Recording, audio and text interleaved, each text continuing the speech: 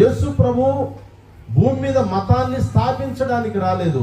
యేసు ప్రభు మనుషుల మనస్సును మార్చడానికి వచ్చిన దేవుడు. ఈ మధ్యనే ఒక సేవకుడు చెబుతుంటే నేను విన్నా యూట్యూబ్లో, ఏమన్నాడంటే యేసు ప్రభు నమ్ముకుంటే మతం మారడం కాదురా, మతి మారుతుంది అన్నాడు. నిజమే, యేసు ప్రభు నమ్ముకుంటే మతం మారడం. చాలా మంది అవివేకంగా తెలియక మాట్లాడే మాట ఏంటంటే మతం మారుస్తున్నారు. నో, దైవ గ్రంథం చెప్పే మాట ఏంటంటే యేసు ప్రభువును ఒకడు నమ్ముకున్నాడంటే మతం మారడం కాదు, మతి మారుతుంది, మనస్సు మారుతుంది. అంతవరకు తాను చేసినటువంటి పాపం విషయంలో తనకు వ్యతిరేకత మొదలవుతుంది.